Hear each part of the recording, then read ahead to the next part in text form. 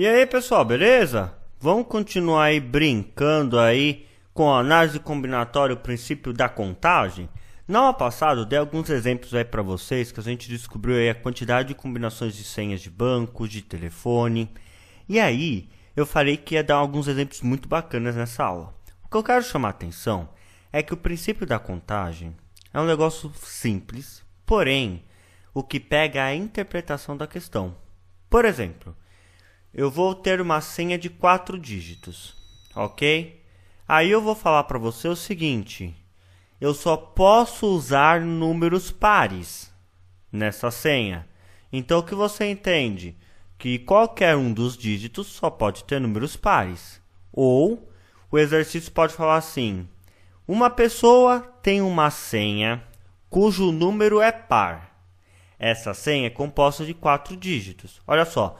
Uma senha cujo número é par significa que nós temos um número terminado em 0, 2, 4, 6 ou 8. É diferente do que uma senha composta por números pares, do que uma pessoa que tem uma senha cujo número é par. E essa senha tem 4 dígitos. Então, no princípio da contagem, a gente precisa prestar atenção nos detalhes, que é isso que ferra. É isso que faz você errar. Então, por exemplo, quantos números pares nós temos? 0, 2, 4, 6, 8. 5 números pares, tá? Então, se a sua senha é composta apenas por números pares, aqui eu tenho 5 possibilidades. Aí você presta atenção, pode repetir ou não? Não pode repetir ou pode, vai dependendo do exercício. Tem que deixar claro, isso você tem que perceber. Não adianta adivinhar. Essa senha aqui pode repetir. Então, no primeiro dígito eu tenho 5 opções, no segundo eu tenho 5, no terceiro eu tenho 5 e no quarto eu tenho 5. Agora, vamos prestar atenção se a minha senha ela é um número par composto de 4 dígitos. Então, se ela é um número par, o que é um número par? É um número terminado em 0, 2, 4, 6 ou 8. Ou seja, aqui, o meu último dígito, eu tenho 5 opções para serem colocadas. Tá ok?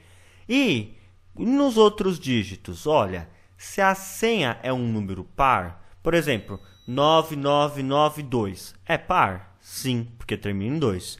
1110 é par? Sim, porque termina em 0. Então, aí não vai importar o número que você estiver utilizando. Então, aqui eu vou ter 10 opções, 10 opções, 10 opções. E o último dígito eu só tenho 5 opções porque é um número par. Se fosse ímpar, a mesma coisa, porque eu tenho 5 números ímpares. 1, 3, 5, 7, 9. Mesmo princípio, número par, número ímpar. Tá? Então, olha a diferença que daria. Aqui eu tenho 5 vezes 5 vezes 5. Ok, vou fazer isso 4 vezes, ou seja, a mesma coisa que 5 elevado à quarta, que dá 625. Aqui eu tenho 10 vezes 10 vezes 10, só que dá 1000 vezes 5, 5000. Então aqui eu tenho 5000 combinações diferentes de senha, aqui eu tenho 625 combinações. Percebeu, pessoal? Análise combinatória é interpretação, perceber qual é a sacada que você tem que ter. Por exemplo, eu tinha comentado do rodízio do carro. Olha só, no rodízio, numa placa de carro, ela tem 3 letras e 4 números. E o que acontece? No rodízio aqui em São Paulo, as placas de final 5 e 6 não podem andar de quarta-feira. Então eu quero saber, olha, quantas possibilidades de placas existem que não poderiam andar de quarta-feira. Então, olha só, vou continuar com as minhas 26 letras que eu usei na aula passada. As letras vão influenciar? Não. Vai continuar 26 opções de letras, caso possa repetir, tá? Se não pudesse repetir, ficaria 26, 25, 24. Agora, o que muda aqui?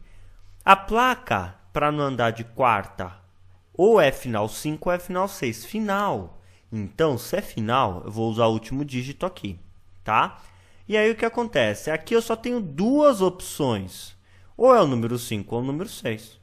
São 2 opções. E os outros números? Posso colocar qualquer um dos outros 10 números.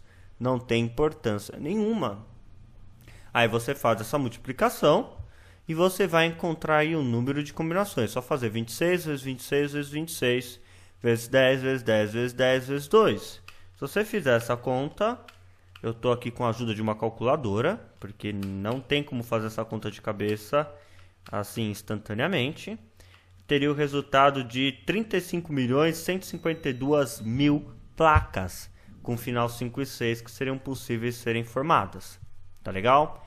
Outra coisa que é bacana, que você precisa prestar atenção, muito comum em problema de contagem, são exercícios do tipo: olha, quantos números de 3 algarismos eu posso formar com os números 0, 2, 3, 5, 7?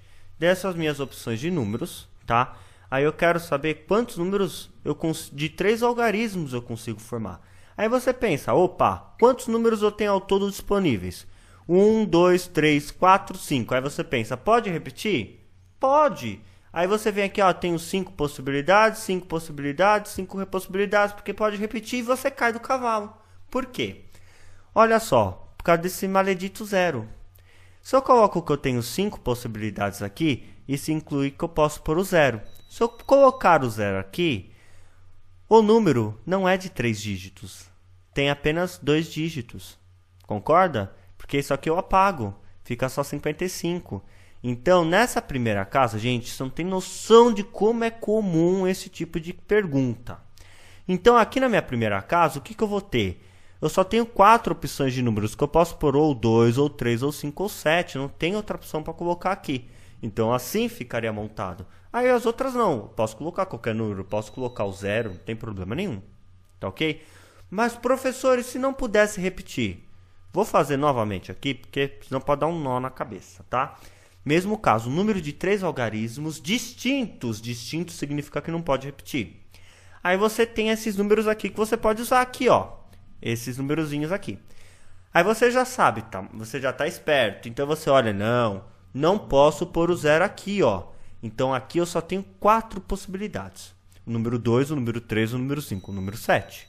Mas, aí você olha e fala assim, beleza. Aqui eu vou ter quantas possibilidades? Opa, quantas? 5? Não pode repetir. Se eu usei um número aqui, sobram quantos números aqui? 4. Você não pode repetir. E aqui, eu já usei 2. Sobram quantos números? 3. Viu? Como um detalhe muda tudo. Olha, o detalhe foi números distintos, números diferentes. A partir daí, ferrou. Ferrou nada. Ferrou se você não prestar atenção. Se você prestar atenção, você mata essa. Eu tinha comentado na aula passada, eu acho que de placas de carro com números pares, números ímpares.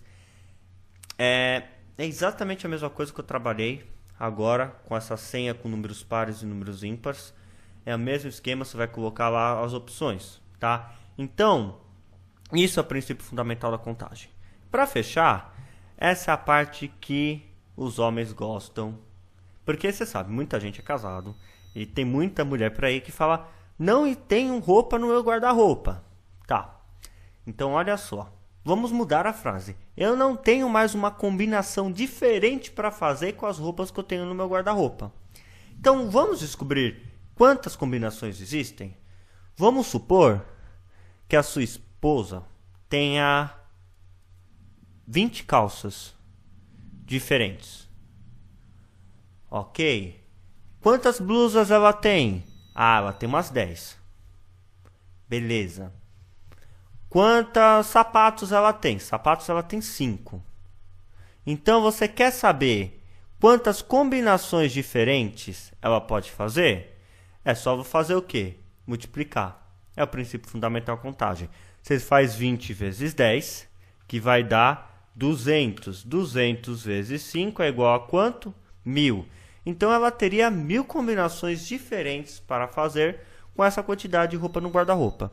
Mas detalhe, né? Claro que tem hora que a roupa não combina. Sei lá, se você tá com uma blusa amarela, você bota uma calça amarela e um sapato amarelo, não tem como. Você tá parecendo um, sei lá o que, ambulante, né? Tipo um Pokémon ambulante, né?